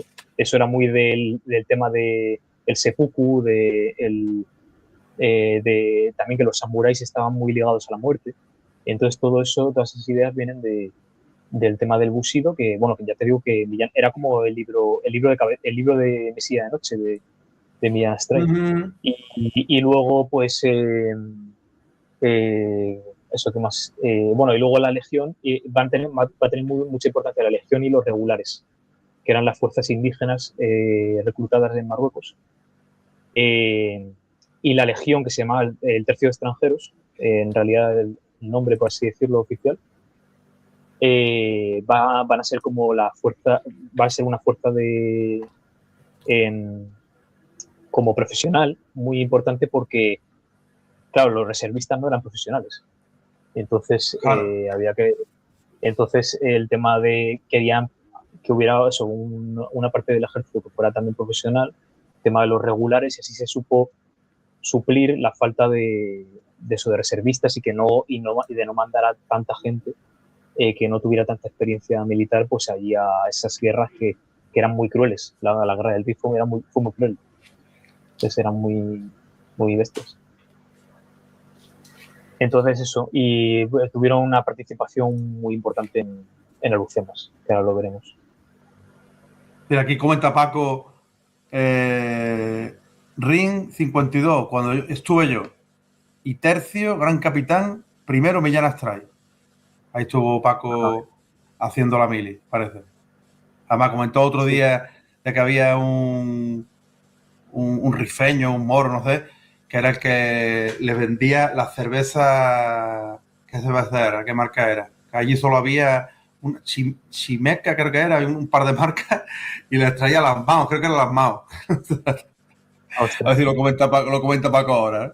Allí solo vendía unas cuantas, entonces había uno que como de extraji le metía otra cerveza. Ya. Bueno, avanzando un poco con el tema, tenemos ¿cómo se dice? El anual francés. Los franceses también fueron atacados por los rifeños. ¿Qué nos puedes comentar de esto, Alberto? Vale, pues el anual francés fue los combates del Guarda, ¿vale? Ya en abril a julio de 1925. O sea, duraron como esos 2 meses. Y no fue tan heavy, no fue tan bestia como anual, pero pues fue un golpe también duro porque hubo 6.000 bajas francesas. 6.000 bajas. Como 6.000, sí. O sea, un poco menos que anual, pero igualmente fue duro porque Abdelkrim lo que hizo fue hacer un ataque al sur, a las posiciones francesas que estaban al sur de la parte española, y tomaron o sea, vio como una línea de bloqueos, que bueno, no lo hemos dicho, pero los bloqueos eran como unas construcciones defensivas que tenía España y Francia allí en Marruecos, que eran como muy rudimentarias y estaban como encima de como montañitas, de montes y tal. Y de hecho era complicado porque para el tema del abastecimiento, allí que no hay tampoco mucho agua, el tema del abastecimiento era complicado porque, claro, tenías que salir desbloqueado a por el agua y luego al volver te podían disparar los rifeños que estuvieran escondidos por ahí y tal. Entonces el tema de los bloqueos era o sea, no era muy efectivo. Entonces Abdelkrim tomó un montón de bloqueos franceses y eso, y provocó el desastre del Guarda. Entonces eso fue un antes y un después porque hizo que Francia empezara a entrar en negociaciones con España para hacer ya por fin el desembarco tan estudiado por Gómez Jordana y varios militares españoles, pero sobre todo por Gómez Jordana. Y eso conllevó a la Conferencia de Madrid de 1925, de julio de 1925, ¿vale? Ahí se pusieron de acuerdo para hacer por fin el desembarco de Alhucemas, que será luego en septiembre de ese mismo año. Y antes hicieron algún simulacro, que luego lo puedo comentar, pero bueno, hicieron algún simulacro en una playa cercana y luego ya la Alhucemas el 8 de septiembre. Entonces, por ejemplo, el simulacro lo hicieron en una playa cercana, pero que está en la imagen, porque aquí vemos la bahía de Alhucemas, Morro Viejo, Morro Nuevo, que aquí sí aparecieron las tropas. y también Playa Cebadilla y Cala y La Isdain, Sadén, Cala Isdain. Bueno, y el Peñón que era, bueno, era y sigue siendo español. Yo no sé si desde ahí también, porque creo que ahora mismo en el Peñón de Alucema hay un destacamento de la Legión, no sé si en ese o en otro, porque como España tiene diferentes islotes, peñones cerca sí, del actual Marruecos, no sé si de ahí también saldrían legionarios. no sé. Ya. También te digo que si eso lo toma Marruecos ahora ni te enteras. Ya, sí. Ese peñoncillo ese.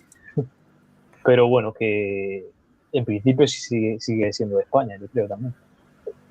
Bueno, lo del simulacro no recuerdo en qué playa fue. No sé si fue en la de la Cebadilla o en, o en la del Morro, o una de las del Morro.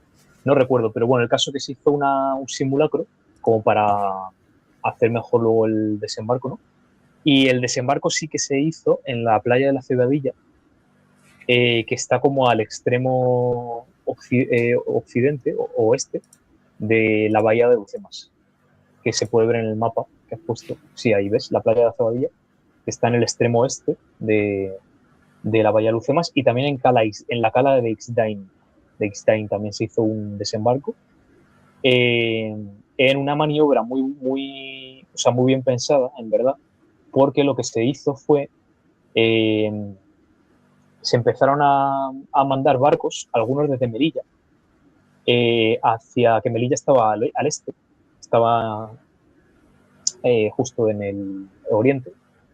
Se empezaron a enviar barcos a lo que es a la bahía de Lucemas, a la boca del lobo, prácticamente, a la bahía, al centro, donde está el peñón. Donde está ves el peñón de Lucemas en el mapa, Sí, el Peñón, pues sí, ahí ahí más. sí, pues ahí los barcos van como dirección al peñón, ¿no? Que en el interior, pues enfrente del peñón estaba Axtir, que era la capital. Y entonces, claro, irte a la boca del lobo era muy arriesgado, ¿no? Porque irte hasta ahí, ¿no? Entonces lo que hacen los barcos, hacen como una maniobra de distracción. Entonces están como intentando, o sea, y van en dirección al peñón y claro, los rifeños están alerta y hacen un pequeño movimiento y se van para el oeste. Y entonces creo que hacen algún bombardeo, pero les distraen, los rifeños se piensan que van a desembarcar ahí, pero no, desembarcan al final se van al oeste y desembarcan en la Cebadilla y en el Ixtain. Y ahí empiezan a hacer las fases que comentaba antes de la operación anfibia, empiezan a explotar el territorio y ahí van a ir tomando posiciones en el interior, pues poco a poco. Bueno, el desembarco fue con ayuda francesa, que bueno, eso ya también lo he comentado. Es verdad, la mayoría de las tropas eran españolas, eran como 18.000 hombres, y los franceses, las fuerzas francesas eran menores. Y el mando era español, lo que he dicho, Miguel Primo de Rivera, el general Sanjurjo, que luego fue muy importante en la guerra civil, Leopoldo Saro, con sus brigadas, y Franco al mando de la Legión, que fue de los primeros en desembarcar. Y hay una foto ahí famosa de Franco también dirigiendo a sus ejércitos y también dirigía a tropas de regulares, creo, de regulares indígenas. Pero claro, había muchos regulares indígenas, perdona, o sea, luchaban por España porque también estaban enfrentados con los rifeños, porque los rifeños eran independentistas también del sultanato. Entonces por eso también había muchos regulares en España, o sea, en el ejército español. Entonces, la planificación, has comentado que la hizo hace, años atrás Gómez Jordana. Esa Sí. planificación, pues supuestamente Miguel Primo de Rivera vería cómo, ¿no? Esa planificación, no sé si ¿sabes si la modificó o no la modificó el proceso de la planificación?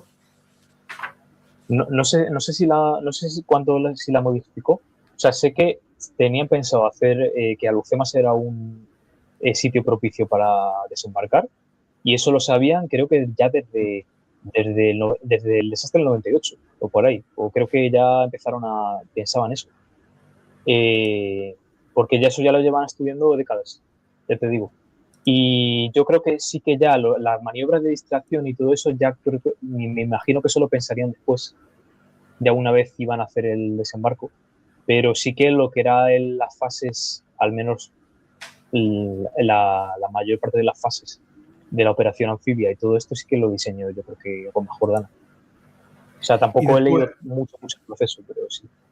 y después el desplazamiento fue Sí, en barco, en estos barcos que tenemos sí, aquí, porque en las imágenes, bueno, que tú me has pasado varias, bueno, la mayoría, yo he rescatado por ahí algunas, vemos cómo tenemos diferentes barcos, el acorazado Alfonso XIII, sí, tenemos el crucero Blas de Lezo, tenemos también, este es un acorazado París, que este será de los franceses seguramente, ¿no? Entonces, fue mayoritariamente el desplazamiento en, en barco, no supongo, ¿no? Porque los aviones de aquella sí, época tampoco tendrían un transporte bastante grande, ¿no? Vemos aquí un portaaviones y los aviones, estos eran aviones prácticamente, no sé si estos serán de reconocimiento o serán cazas, pero bombarderos o de llevar tropas no son seguros, porque se ve que son más bien pequeñillos, ¿no? sí. Sí, bueno, ese es un porta hidroaviones. Ahí está, y También porta hidroaviones, sí, sí. porta hidroaviones, sí, sí, el Dédalo. Ese, pero sí, la mayor parte de las tropas se desplazaron en barcos, en acorazados, como los que has puesto. En el Alfonso XIII, que, iba Miguel Primo que estaba Miguel Primo de Rivera, eh, y sí, varios acorazados más. Y luego también hubo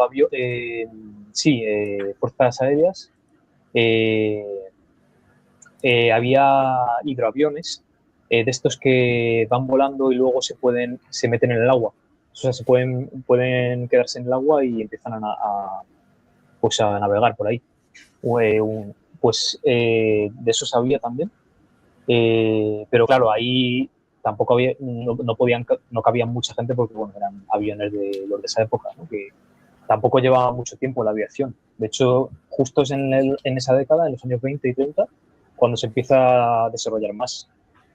Y bueno, y luego en los 30 por la Segunda Guerra Mundial después y la Guerra Civil, pero en los años 20 es cuando empieza a desarrollarse bastante la aviación. De hecho, España era puntera en aviación, porque, porque estaba en el 23, fue cuando creó el autogiro Juan de la Cierva. Juan de la Cierva que inventó, que era Uh-huh. que era un inventor, ingeniero y demás, que inventó el autogiro, que es como un predecesor del helicóptero. Y eso, el primer vuelo del autogiro fue en el 23, 2 años antes de Lucemas. Y España fue puntera en aviación en esa época, sí, sí. Y bueno, estaban estos aviones y luego también se transportaron en los barcos, se transportaron dos tipos de tanques o carros de combate, que son los que has puesto en la foto también, que uno es Ah, el Snyder K1, perdón, y otro es el Renault FT17. ese, ahí Mira, está. ese es el Snyder K1, que es como, bueno, o sea, tampoco eran muy grandes estos tanques, o sea, eran tanques de esta época, o sea, no son los famosos que siempre hemos visto en las pelis y tal, son ya de la Segunda Guerra Mundial. Pero claro, todavía faltaban sí, faltaban a lo mejor 15 años o por ahí, bueno, más de, sí, 15 años para que empezase la Segunda Guerra Mundial. Eh, y, y estos tanques eran como más primigenios. Y Según tengo entendido, estos tanques, no sé en qué cuantía participaron en el desembarco, pero que en muy los pocos, ¿eh? primeros días que tuvieron, un poco, no sé, a lo mejor una decena por ahí, que tuvieron un efecto psicológico, pero después real poco, porque no Sí, había camino, zonas muy escarpadas y realmente como que su aplicación en el campo de batalla fue secundaria, ¿no? sí, sí, sí. No, sí, fue totalmente secundario. O sea, esto lo de los carros de combate en verdad es como una curiosidad. porque al final tampoco no fueron especialmente relevantes para el desembarco y las posteriores operaciones, porque o sea, eran armatostes, pues eso, complicados también me imagino de llevar y en terrenos muy, muy difíciles. Eso fueron más factores psicológicos que otra cosa. Y de hecho hubo muy pocos y creo que los llevó Francia, pero no recuerdo ahora mismo, o sea, no recuerdo ahora mismo, creo que los puso Francia los tanques, pero no ahora no te sé decir. Pero Bueno, sí que, no, eso, que tuvieron poca importancia, en realidad. ¿cuántas horas duró la operación de desembarco? A ver, desde que empiezan a bombardear, ¿no? Bombardeos previos, lo que es la operación en sí de desembarco, duró un día, duró unas cuantas horas, que eso yo lo desconozco completamente. Yo no sé, sí, sé que se produjo en septiembre del 25, pero Sí. ya el hecho en sí de cómo se gana el territorio, qué resistencia hay. Recuerdo hace un par de años que leí algo de ello por encima, pero bueno, en fin, en plan de forma chabacana, en Wikipedia así rápido que ya ni me acuerdo. Pero ¿cómo fue la operación en sí? Primera. Pues, creo que fueron varias horas, pero creo que ya al día siguiente, el 9 de septiembre, creo que ya empezaron a extenderse por las playas, o sea, por las zonas que estaban más allá de las playas y tal. O sea, que creo que en realidad el desembarco fue el 8 y ya está. O sea, fue solo el 8 de septiembre. Ahora mismo, y ya te digo, necesitas unas horas para eh, tomar las playas, hacer el desembarco. Tú piensas que conlleva mucha logística y también un tiempo desembarcar a todas las tropas y luego tenían que hacer las cabezas de playa y poner las comunicaciones. O sea, eh, hacer como puestos de comunicaciones, con cables y todo eso. Eh, y entonces llevó un tiempo, pero ya al próximo día, en los siguientes días ya estaban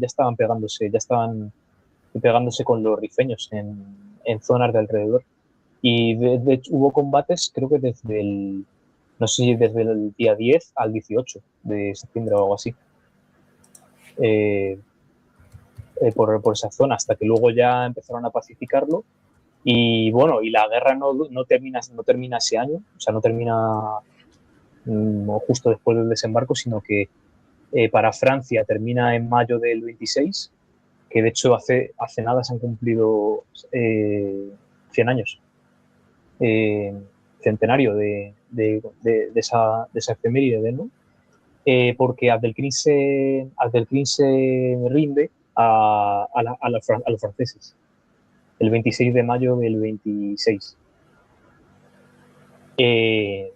Decide que prefería rendirse a los franceses. De hecho, luego los franceses le tienen como prisionero ahí y luego le exilian a la isla de la Reunión, que está en el Pacífico. O sea, en el Pacífico, perdón, en el Índico. Le exilian ahí. Y luego, bueno, luego Abdelkrim se va a escapar en los años 40 por un traslado que hace Francia y va a acabar en el Cairo, en Egipto. Acaba en el Cairo y ahí va a estar hasta el 63, que creo que fallece, ya con 81 años, y no volvió nunca al Rif, ni a Marruecos en general, hay que decirlo, Abdelkrim. Ya Se quedó se quedó allí, allí, claro. se quedó en el Cairo con el beneplácito, bueno, que le apoyó el líder del Egipto en ese momento, que ahora mismo no recuerdo quién era, pero y ya se quedó ahí hasta que murió. Sí, la época Y de nacer, ¿no? Sería, ¿no? puede ser. Claro, ya a los Puede ser. 50, 60.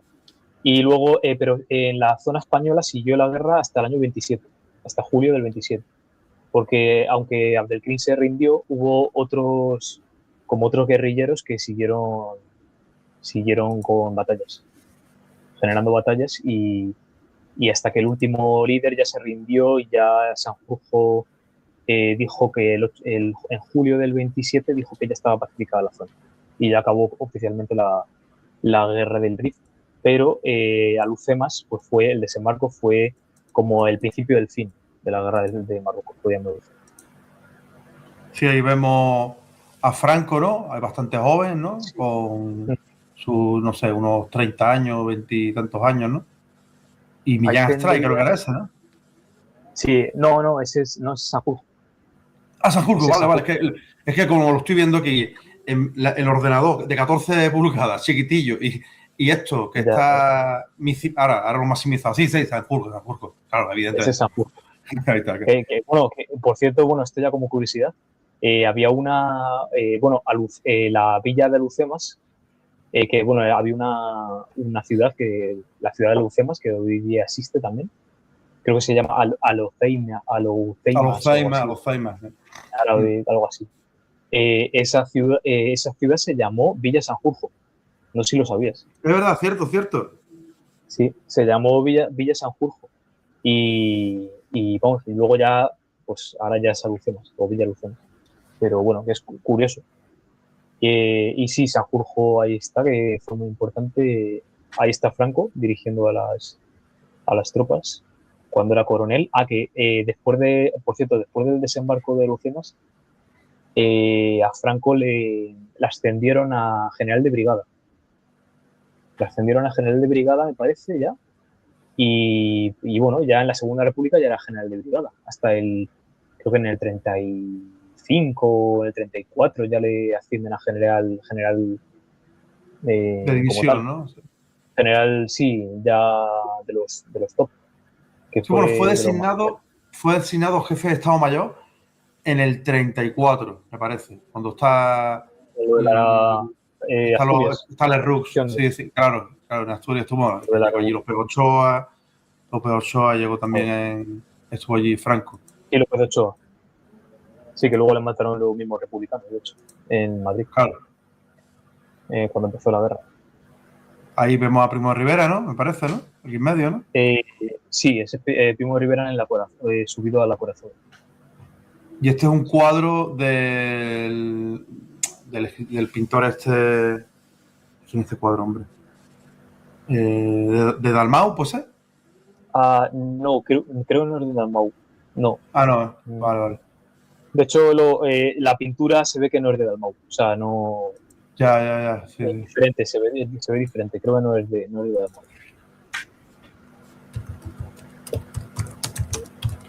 Pero ese es el crucero Alfonso XIII, el que he dicho antes, y Primo de Rivera. Sí. Que tengo ya las dudas, quiero ver de la foto de dónde.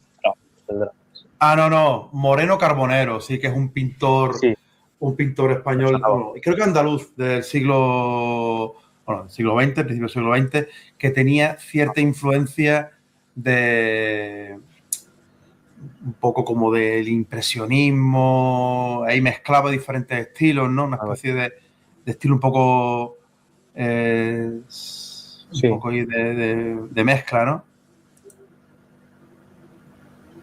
Eso es, ahí está. Aquí, bueno, los periódicos, ¿no? Aparece este diario, el telegrama del RIF, Alhucemas por España. Ocupación de Morro Nuevo. Frente a Sidi Idris y Pilates. Ya en la época, pues claro, había noticias sobre los acontecimientos, también mucha campaña propagandística por parte de los periódicos, ¿no? Porque eso es algo que... Sí, de hecho, hay una portada del Time, que si lo buscas te va a salir, que sale la cara de Abdelkrim. Así en una portada, solo la portada con la cara. La conozco, sí. Sí, es verdad. Y que fue muy famoso en la época. Abdelkrim debió ser muy famoso. O sea, fue uno de los líderes anticoloniales. Es que en esa época había muchas revueltas anticoloniales. Y antes, en el siglo XIX también. Había pasado lo de Argelia con Francia y más cosas. Y de hecho, y luego cuando Abdelkrim estuvo en El Cairo, ya hasta que murió, financió, bueno, no sé si financió, pero apoyó muchas revueltas anticoloniales allí en Egipto. y vamos, y fue muy famoso porque, claro, se estaba enfrentando tanto a España contra Francia, a dos potencias coloniales con un estado, con un estado recién nacido, moderno, pero todavía no, o sea, totalmente fuerte. Y entonces muchos le vieron como pues una figura muy top, muy importante en el ámbito anticolonial, aunque luego no consiguió lo que quiso, que fue vamos, luego en el 56 cuando se independizó, cuando le dieron la independencia a Marruecos, al final sus planes también fueron frustrados, porque él lo que quería era una república del Rif, no quería una Claro, república claro. de un reino de Marruecos, ¿no? Entonces, sí. Y es Y bueno, curioso, y otra cosa. España y Francia. No, sí, comenta. Es que Nada, ya que está aquí Paco aquí en los comentarios poniendo alguna cosilla, era como para vincularlo, hilarlo con lo que estaba diciendo él. sí, bueno, sí, por cerrar una cosilla que, para que no se me olvide luego, sobre la Legión, que también en la Legión española y en la Legión extranjera francesa también hubo alemanes, ¿vale? Que antes he comentado que hubo alemanes con Adelgrim, pero también hubo en las legiones de España y Francia. Y en la francesa hubo más que en la española, pero en la española también hubo bastantes y de hecho hubo desertores y bueno, de todo. O sea, fue una guerra que tuvo en verdad de todo.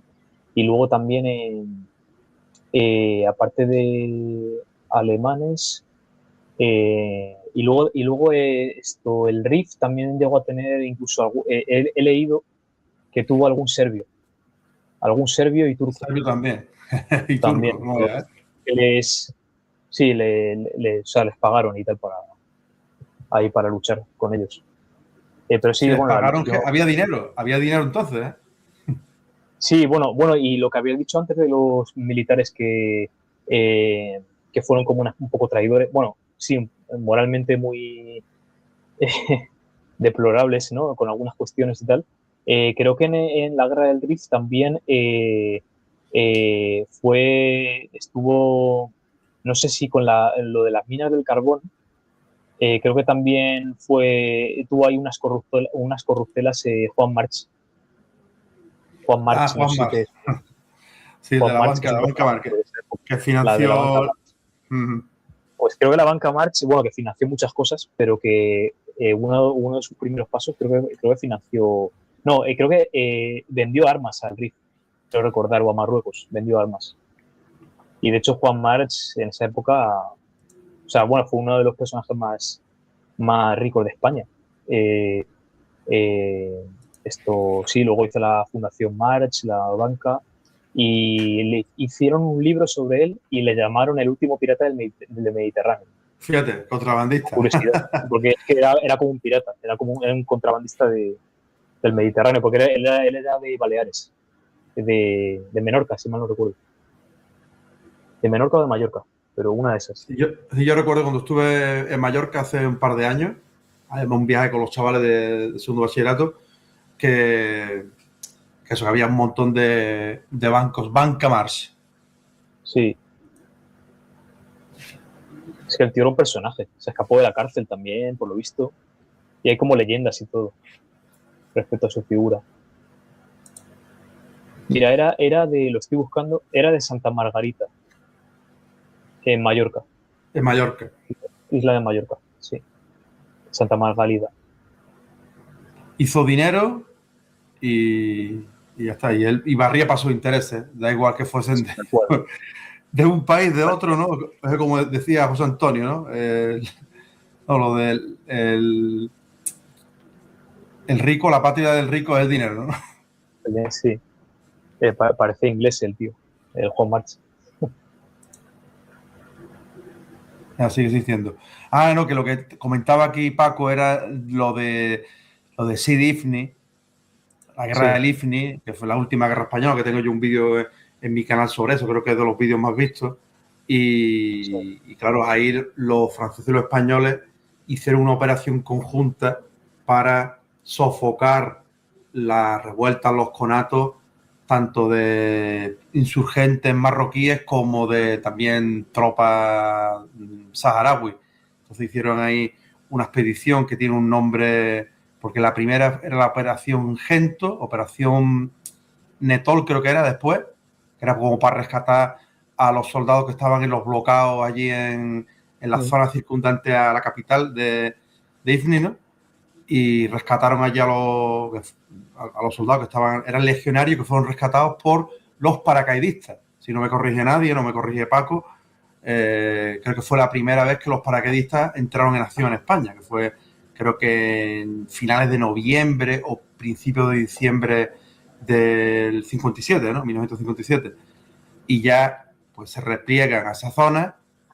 Hay un acuerdo con Marruecos en el cual España siguió con lo que era la ciudad de Ifni y en la zona circundante pasó a los marroquíes, y meses más tarde hay una operación entre Francia y España para apaciguar la zona, creo que más o menos en febrero o marzo del 58, que tiene un nombre, no sé si Pirineo, tiene un nombre, palabra española, palabra francesa, ya es que ya lo recuerdo, no recuerdo el nombre de la operación, pero que eso, de los intereses mutuos de España y Francia, pues claro, si estaban siendo atacados por tropas, pues al final colaboraban, pero que realmente Francia le ha hecho bastante la zancadilla a España en esa zona. Sí. No, de hecho, Francia era un mal vecino para España. Eso lo decía Luis Togores, profesor mío, eso, que era un mal vecino, y siempre como que miró para otro lado. En la guerra del Rif siempre estaba como mirando para otro lado, hasta el desastre del Huerga, ya en abril, junio del 25, ahí ya dijeron, venga, nos unimos a España, hacemos un convenio para atacar en un desembarco a Marruecos, y también ahí cambió el mariscal que había, lo cambiaron por Petén, que es el famoso mariscal Petén, ¿no? De la Primera Guerra Mundial. Entonces, en el UCEMA ya estaba Petén, en Francia. Pero sí, hasta el desastre del Huerga. El Huerga fue de hecho, Abdelkrim lo dijo luego, cuando ya creo que en su exilio y demás, él siempre dijo que uno de sus grandes errores de la guerra fue atacar a Francia en el Huerga. Fue su gran error y lo reconoció él, porque dijo que si no hubiera atacado a Huerga, posiblemente Francia ni nos hubiera ayudado, y a lo mejor hubiéramos tenido que hacer el desembarco solos o hacer otra cosa, o se hubiera complicado más la guerra, no sé. Pero sí, eso del Huerga fue como un punto de inflexión. Porque claro, fue el anual francés y al final ya ahí, pero sí, hasta tuvieron tuvieron en realidad motivos para a lo mejor ayudar a España con todos los desastres que había, pero bueno, hasta que no les tocaron a ellos, pues no reaccionaron a hacer un ataque conjunto, parece ser. Pues la verdad que hemos repasado todos los acontecimientos que han dado lugar a este desembarco, poniendo el punto de inicio, que es una guerra anfibia, pasando por los primeros enfrentamientos entre España y el sultanato de Fez, ¿no? Con la batalla de Tetuán, el tratado de Guarras. Ya avanzamos hacia ya el siglo XX, conferencia de Algeciras, el tratado de Fez, cómo se reparte el territorio entre Francia y España, las revueltas, los desastres que sufre nuestro ejército en aquella zona, ¿no? Barranco del Lobo, el de Anual, el informe Picasso, ¿no? El expediente Picasso para intentar sacar a la luz los trapos sucios del ejército, y el intento de solución, ¿no? Y la solución que se hace con Miguel Primo de Rivera y ese desembarco anfibio, el primer desembarco anfibio que se hace en la historia ¿no? La historia militar del mundo, ¿no? Y bueno, y es algo que tuvo en cuenta, se ha tenido en cuenta en otras operaciones militares, y bueno, forma parte del legado de nuestro ejército, forma parte de la historia de nuestro país, y bueno, Alberto lo ha explicado muy bien, con todo detalle, con detenimiento, además del material que me ha aportado, ¿no? que está bastante bien todas estas imágenes. Y bueno, agradecerte que hayas estado. No sé si quieres cerrar con algo, alguna ideilla así que se haya quedado ahí en el tintero, no sé. Pues bueno, simplemente comentar que, que nada, casi un placer, que me ha gustado mucho hacer el directo y bueno, y leer sobre el tema y demás, que es muy interesante. Y además yo creo que es un tema que se ha quedado, siempre lo pienso, se ha quedado un poco opacado por el tema de la guerra civil y de la Segunda República. Bueno, y me incluyo porque yo siempre, cuando tocaba estos temas en contemporánea, cuando leía sobre el siglo XX y tal, siempre me iba como más a lo típico, bueno, de la historia de España, Segunda República y Guerra Civil, que es como lo más atrayente. Es como lo más atrayente. Luego la Primera Guerra Mundial también siempre me gustó mucho, pero lo de Lucema se queda ahí como un poco oculto. Cierto. Y también fue muy importante, sobre todo para las gentes de esa época, tanto para mal como para bien. Yo diría, más para mal, yo diría, porque hubo muchas muertes. O sea, hubo más, yo creo que más muertes o más derrotas que victorias. O sea, al final se ganó, pero a un coste bastante alto de vidas humanas y de todo. Entonces, bueno, yo cerraría con eso.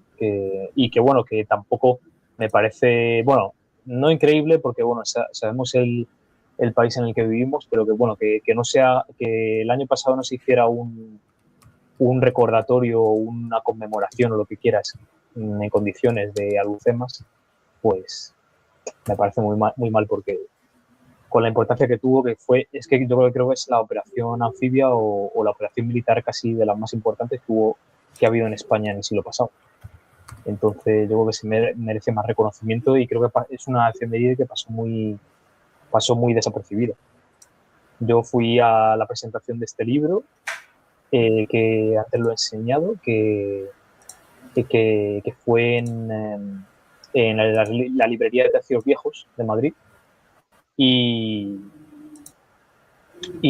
vamos, y aparte de eso, sí, ha habido más conferencias y todo eso, pero muy a nivel estatal o a nivel como, no sé, del común de la gente y tal, no se ha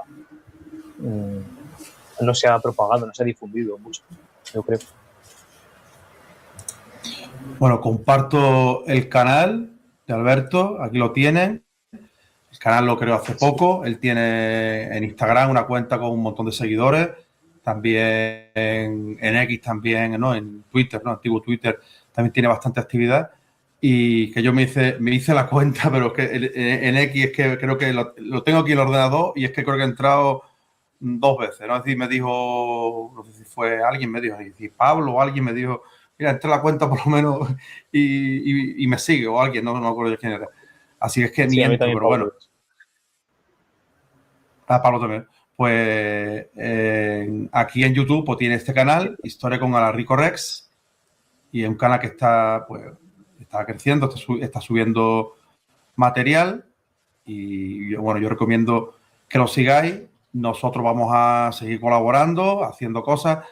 Vamos a hacer la semana que viene o dentro de un par de semanas, que busca fecha, un podcast en el canal, creo que va a ser en el canal de Pablo, ¿no? El canal Monteuseba. Un directo sobre la Segunda República. Ahí vamos a analizar este fenómeno, ¿no? Este periodo de la historia de España. Ya estoy un poco espeso ya por la hora, disculpad. Además, el aire acondicionado no lo he puesto. Y aquí en el pueblo este en el que estoy hace un calor que no veas. Estoy que me va a dar algo allá encima con el foco aquí enfrente para que se vea esto medio que estoy ya que vaya, que no puedo con mi arma. Así que disculpad si hablo ahí a trompicones porque estoy ya deshidratado. El agua está ya caliente, vaya que no veas. Todas las cosas que no se ven detrás de las cámaras, vaya. Sí, vaya caborazo, vaya increíble. Paco, es que puse una lavadora por la mañana, que yo entro más tardecillo, ¿no? Los jueves entro más tarde de instituto, y salí fuera antes, digo, bueno, es decir, descolgar la ropa y un calor, digo, mira, ya cuando termine el directo, cuando lo termine, pues con la fresquita saldré y descolgaré ropa, pero es que no veas el calor, ¿eh? Ya, además ya la casa, lo típico, ya pilla el calor de estos días y esto va a ser ya morir por Dios, ¿eh? Lo que queda, ¿eh? Sí, el canal que, bueno, lo comentaba uno de los comentarios, creo que era Paco, en Sí, los comentarios. Paco, sí.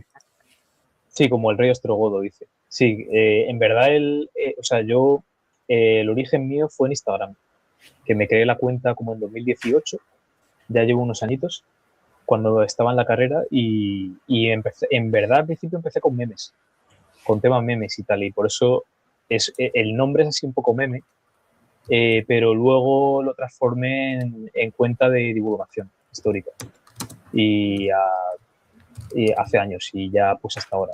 Y luego pues ahí es donde más seguidores tengo y luego en Twitter. Bueno, en X me lo hice en enero, me lo hice este enero. También me recomendaron hacerlo y ya pues ahí poco a poco voy subiendo cosillas. Y ya el canal de YouTube me lo he hecho hace unas semanas y ahí poco a poco pues voy subiendo cosillas. Ahí está, pues. Hace la semana pasada subí con Pablo, con de Monta Useva, subí un programa sobre los tercios. Entonces, que es lo único así que tengo subido, o sea que si a la gente le interesa, pues se puede pasar y se lo puede ver. Y que un placer por haber participado en el directo y nada, que me ha encantado. Ha estado muy interesante y yo creo que la gente también lo va a disfrutar. Sabes que hemos echado un buen rato. Yo he aprendido, siempre en todos los directos aprendo cosas y yo espero que el público que nos ve, aunque bueno, hay días que somos más, otros días somos menos, bueno, más o menos ha habido algo de gentecilla, pero bueno, está ahí, bueno, gentecilla siempre hablando de forma cariñosa, vaya, que los que nos siguen, los que nos ven, tienen un nivelazo igual o superior, vaya, lo que comentamos con otros, bueno, colegas, compañeros del mundo este, ¿no? De YouTube, de Internet. Como Roberto del canal de Sacristando la Realidad, con Raúl, con Rafa, con Los Grises, con, yo qué sé, Jesús de la Liga, un montón de gente. Que hay veces que el foro, el chat este, hay un nivel de conocimiento enorme. Hoy nos ha pasado por aquí Miguel Izaguirre. Mañana creo que seguramente haga directo Raúl Equidistante. No sé si te he pasado el contacto, te lo pasaré para que hagáis también alguna cosilla. Raúl es más de temas de ideología, pensamiento político, pero bueno, que también podéis hacer alguna vez alguna cosilla, algún directo sobre algo y la verdad que es un tío... Aquí está, mira, aquí está Raúl. Y Raúl es un tío encantador, siempre con el sentido del humor y vaya. Entonces, que siempre se aprende de la gente y claro, está evidentemente, y de los invitados como tú, ¿no? Que has dado aquí una clase magistral de la guerra anfibia y todo este fenómeno, ¿no? Mira, dice Raúl que me sonrojo, me sonroja usted. Zaragozano, tío, zaragozano. Lo siento por el Zaragoza que ha bajado. A ver si en Málaga sube a primera, hombre, por lo menos que se compense. Si sube el Zaragoza, que baje. Si va al Zaragoza, hombre, que suba al Málaga, ¿no? A ver si. Y el Jaén parece que va a subir. A ver si empata en el campo del Baleares y sube el Jaén. Ya que yo este año trabajo aquí en un pueblo de Jaén, ¿no? Ya me siento algo jiennense, ¿no? A ver si consiguen el ascenso, hombre. Y quieras que no, sería buena noticia. Pues bueno, Alberto, de corazón, muchas gracias. Y ya está, seguimos en contacto y seguimos colaborando y haciendo cosillas de historia y lo que encarte. Vale, pues gracias a ti, Tomás, y nada, ya nos vemos para el siguiente. Si haces algo de la Segunda República o lo que sea, pues ya sabes que puedo aportar algo. Y nada, que muchas gracias a todos los que han estado ahí. Pues venga, chao familia, nos vemos, hasta otra. Hasta luego.